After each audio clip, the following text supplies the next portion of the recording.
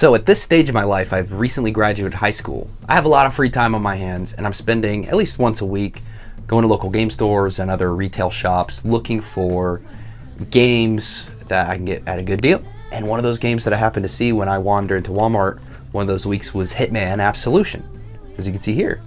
Has a good deal. It's only been out a couple months.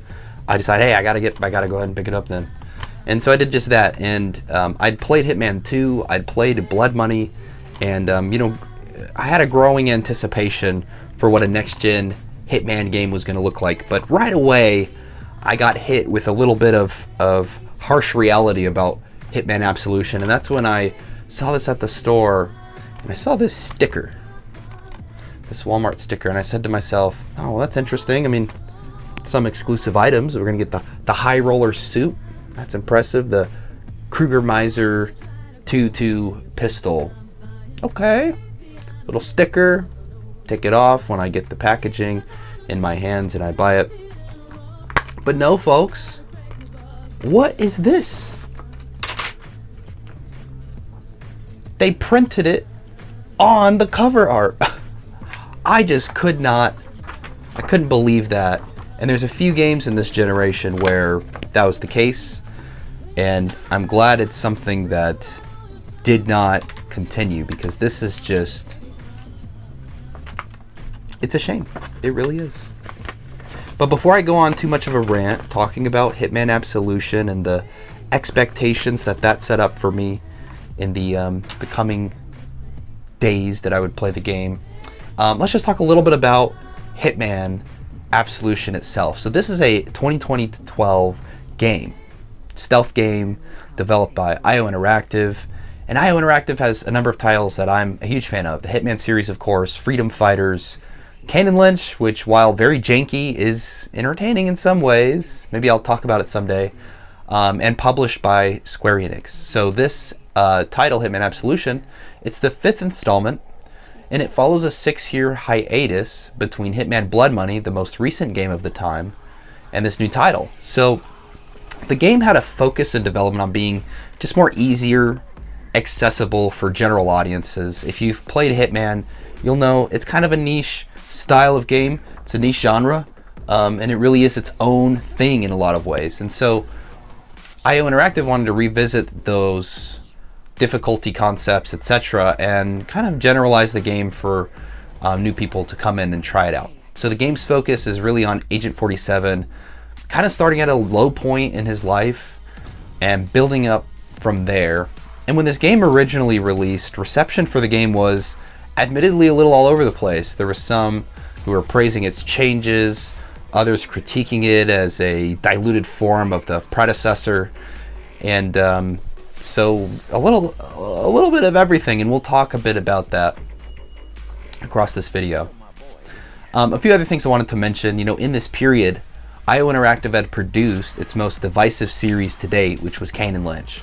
So the team kind of picked up the work from Kane and Lynch and brought some of its style and substance into the Hitman series. And when I was researching a bit about this game's development, that didn't really stand out to me until I heard it and then started thinking more about it in relation to especially Kane and Lynch 2, where it has this more neon, gritty, dirty, bloody kind of look and atmosphere to it that you may see when you're watching the video and kind of paying attention to some of the gameplay here, just how much that contrasts itself to the more clean dynamic of some of the earlier Hitman games, along with the most recent World of Assassination, I think is what it's called, titles.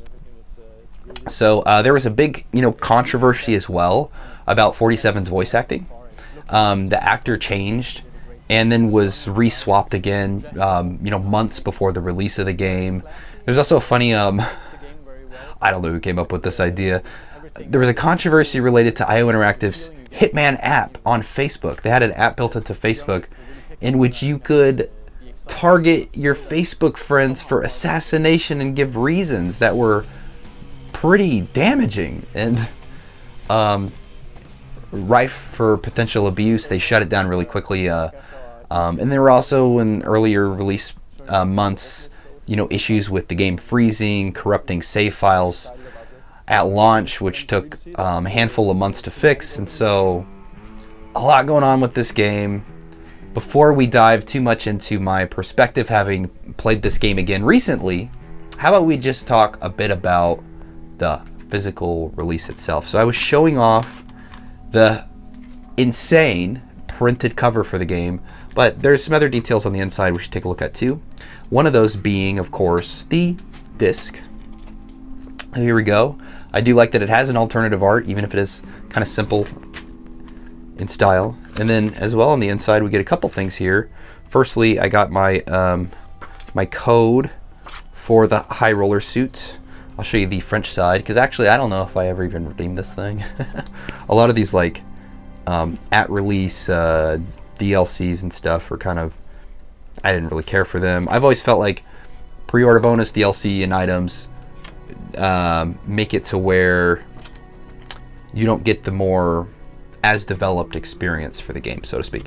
And then there's also a little leaflet in here, which is just, it's literally just the legal terms and then some of the controls on the inside. Nothing crazy. And then we have a little Tomb Raider advertisement as well, which I find this to be cool, seeing Tomb Raider, the 2013 original reboot, because I did like that game, and so just kind of brings back some interesting memories. And then also a product registration card. I think you can have this one if you want. Not that it matters. It's ancient history at this point. So on the back it says, "Execution is everything. See the world through the eyes of an assassin. Create your own contracts and challenge the globe. Hide in plain sight and improvise as necessary." So there you go. There's the back, and then the spine as well. Kind of sits nicely on the spine. I mean, still looks like your classic Hitman games. Sitting alongside all the titles, you'd think it would blend it quite well. So, alrighty. So that's Hitman Absolution.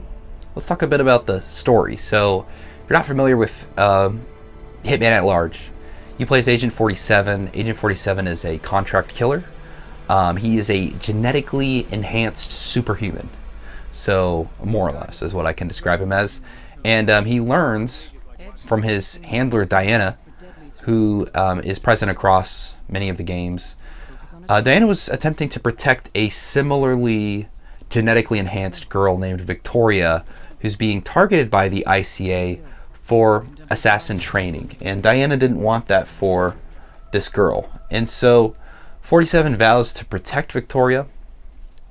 In this process, he goes on a mission to find her. He turns himself against the ICA at large, this organization he's worked for. And this sends 47 on a series of missions to stop the people most involved in going after him and Victoria. So the game places a stronger emphasis on its narrative, weaving together not only a series of targets over the events of the game, but bringing a continuity as well to its missions and beats, which if you'd played previous Hitman games, it was more like a series of assassination contracts, and you go to different parts of the world, and they're loosely associated, if at all, oftentimes. And so this was quite a big change for the narrative design of Hitman Absolution compared to its other games. The game also kind of, I gotta say, reneges a lot of its dramatic highs. And by the end of the game, the story kind of feels all for naught. I didn't really feel too big a draw for the game's story. And, you know, part of this is more missions, not specifically focusing on targets alone, but also completing other types of objectives. You know, you might just have a mission where you're escaping police or making, you know, contact with an informer by sneaking through their bars. So I didn't really find it particularly interesting. The characters in the world building had this kind of dirty grit that didn't really meet my expectations of the polished and beautiful worlds crafted in other Hitman games, especially the newer ones, which I'd usually say it's unfair to compare a newer title to an older one in the same series, but I think the vision that the more recent Hitman games have presented in the series is just so far above and beyond what Absolution wanted to do at the time, and doesn't even meet my qualifications of quality when related to things like Hitman Blood Money. So I don't know, it just wasn't working for me. And thus somehow I felt like the presentation took a step back and aligned more with its contemporaries of the time. In this time, you know, PlayStation 3 era, Xbox 360 era games, they had to look gray, they had to be dreary, they had to be gross and realistic. And I wasn't crazy about Kane and Lynch's art direction, and it kind of really carried over here as well. And so that's largely the story. The story just didn't, it wasn't really interesting for me, and it kind of comes out of nowhere if you kind of play the Agent 47 or the Hitman games back to back. And not only that, but it doesn't fit into the general lore of the world itself as it is. It really just kind of feels like its own side quest that takes a character and fanfics it a little bit to have some deeper narrative. But I don't know. Just didn't work for me. But the next thing that's always important in this game is gameplay, right? A game's gameplay. That was hard to say. I don't know why I froze there. The gameplay changed both in technical and fundamental ways to the core Hitman experience. Most missions used to revolve around eliminating a target, but as I described, there's some new types of objectives here, and whether you're going after target or not, we'll see a lot of changes. So there are oftentimes multiple paths to getting towards your objective, as we've seen in games, and players can use all sorts of lethal and non-lethal means to accomplish the objectives. So you can go in guns blazing, you can sneak around in disguises and blend into your environment. That's an option. And you can also use unique methods of eliminating targets. So drop a car on them, poison their drink, cause an explosion that they get caught in. And there's some newly introduced mechanics as well. So Agent 47 has this instinct ability. So he can see where enemies are, what paths they'll take. You can hide your presence even in a disguise that may alert nearby NPCs. It kind of slows down time. So this was a new mechanic they introduced. And then there's also, they started a new mode called Contracts within this game, where players can choose any NPC from a map for other players to try to take out. And that sadly got shut down in 2018. But its legacy kind of continued on, because if, as I'm describing this, is what you're familiar with, then you'll note that some of the newer Hitman games have similar functionality to their alternative gameplay modes as well. So a couple comments I have overall.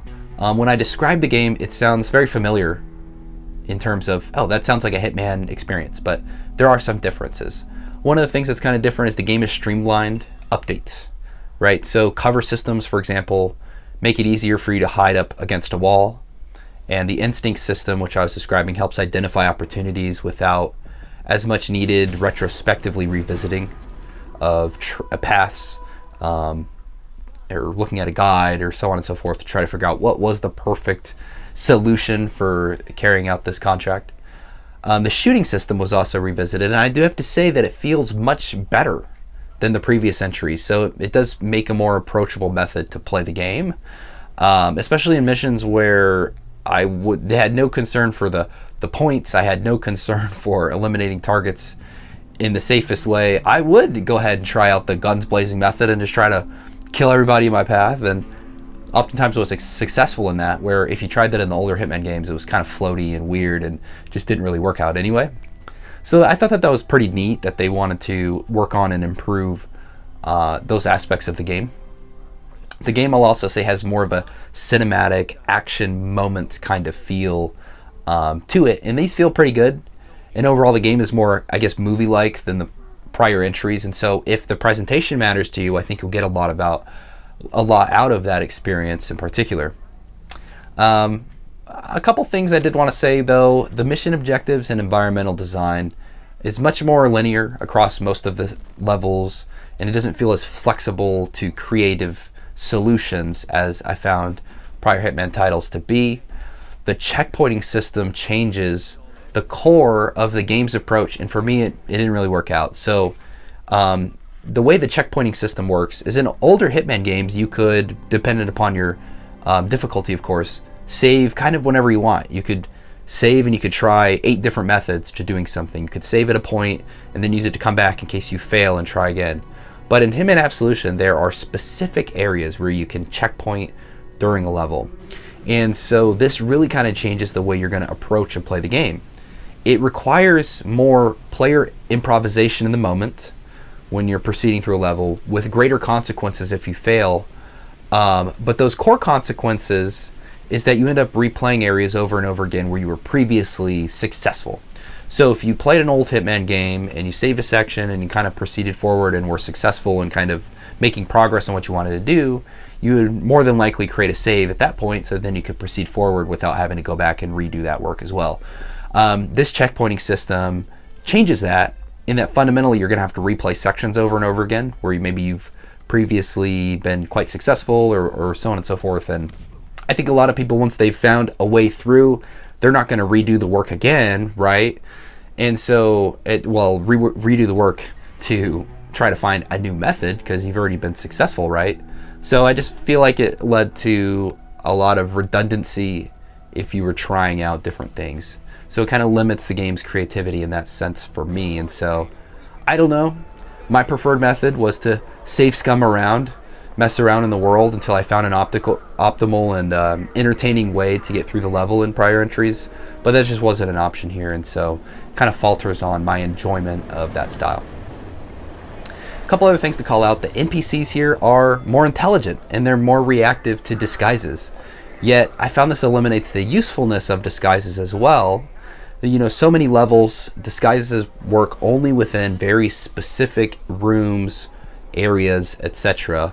Yet if you made it to that area, often you didn't need this disguise anyway, because traversing it is just as challenging undisguised as it would be if you were disguised. Because if you're in an area where a security guard is allowed to be, well, and you have the security guard disguise, there's going to be other security guards who are going to very easily identify you as well. And so it just didn't work fundamentally for me in the way in which they changed the functionality of the disguises either. So the lack of kind of master disguises, which are disguises that are found throughout most Hitman games where you can kind of peruse the entire level, being accepted anywhere you go, means you're spending more time kind of fumbling around looking for an easy target to knock out and stuff in a chest or in a closet than you are trying to use your various tools, including the way you disguise yourself, to make it through the level. So and then the last big thing that was just kind of bothering me, there's a real points system built into this game that judges literally everything you do and pops up all the time when you're taking those actions. So the game as a result feels very arcadey. There is of course a point system in older Hitman games, but that really shows up at the end of a level, right? It's not constantly in your face. Oh, you turned around and someone saw you. Oh, okay, well you just lost 5,000 points, you know, so on and so forth. And that arcadiness, I didn't prefer it because these notifications are happening, judging everything I'm doing, taking me out of the present moment to where I'm just enjoying the experience. Now I'm just, if I'm more concerned with optimizing, then I'm taking so much more time to think about every movement I'm doing and judging it along the way, along with the game. So it just didn't work for me. There are a lot of changes to the gameplay that this Hitman title, Absolution, employed, and I'm kind of glad that they went back on, because if they wanted to make an easier game, I think you could still do that in the basis of what Hitman originally was fundamentally, but they don't pursue that here in Hitman Absolution. They just decide they're going to make something brand new, and this was a dark time for IO Interactive. Kane and Lynch, come on, Kane and Lynch 2. I wasn't following too hard with their output at the time. I'll just say that. So that's a bit on the gameplay. It's a mixed bag. It's a mixed bag, and it's really tough for me to say that because I love the Hitman series. So let's talk a little bit more about the visual aspects of the game and the audio aspects of the game, starting with the way the game looks. So the game was developed in the Glacier 2 engine, which is the engine used for the Hitman and other IO games. And I love the Glacier engine. It's very cool, and I love that they weren't just making stuff in Unreal Engine like everyone else is nowadays, right?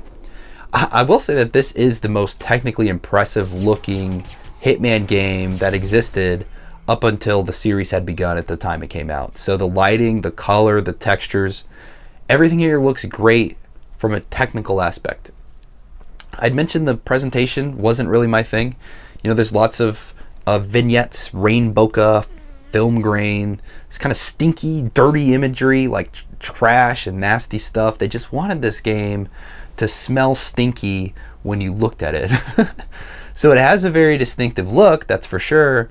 It's not a look I really preferred. I much prefer the style of the older titles.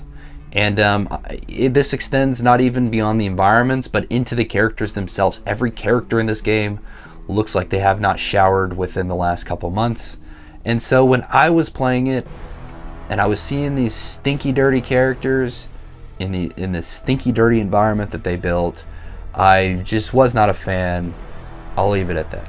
So, but technically this game looks very impressive, and I still think it looks pretty good in some ways when you're playing the title, going beyond what they wanted to do kind of just visually with the game. So from a sound aspect, Hitman games are often pretty quiet affairs. You're left with 47's footsteps, environmental sounds, just driving the listening experience. So the sound effects environment here presents an immersive experience, I'll say, that makes for a pretty good time. The music didn't capture me as much. The music is a lot of kind of random strings, fast-paced kind of jungle beats with dissonant undertones, distorted guitars, men's choral sounds. These are pretty sparse, not particularly engaging. I didn't find a piece within the soundtrack where I listened to it and I said, I need to come back to this, look it up on YouTube, put it in a playlist so I can listen to it later. Something I'm always looking for out of a game's score. So again, I think this game succeeds technically. It builds a nice sound atmosphere with just the simplicity of the steps and the environmental sounds kind of happening around you. But when it wants to be more creative, it just didn't do it for me. So I think as a result, your mileage may vary. I think technically Hitman's a pretty solid game. There's a lot of changes to the gameplay that didn't work for me, but they'll probably work for other people out there. There's a definite visual style that's different from Hitman games that didn't work for me, but may work for other people out there, and similar for the sound. So I would encourage you to give the game a try. I don't particularly recommend it myself if you're somebody who plays and enjoys games such as myself. But I know there's an audience out there for this. I am glad that ultimately IO Interactive kind of stepped back from the IP, decided to revisit it again, because I've played all the Hitman games in the series, and I really have to say that the last handful of Hitman games that have come out with kind of the new vision that IO Interactive put for it, I think have been incredible. I mean, they're really just the top notch in terms of what I would have wanted out of a Hitman experience. I've loved playing all three of them. So that's my rant. That's Hitman Absolution. From the moment that I saw this in the store and I saw this crazy sticker on it to the time the credits rolled, there was just something off about this game, and I've continued to feel that way even now, having revisited it so many years after I originally played through it. So curious to know what you thought about Hitman Absolution. Please share your thoughts below. Please also like the video if you like the video, and subscribe. Would love to have you join the community and tag along as we talk about games and share your thoughts in the future. Would love that. So, well, until next time, guys, stay well, stay healthy. Look forward to seeing you again. All right, see you.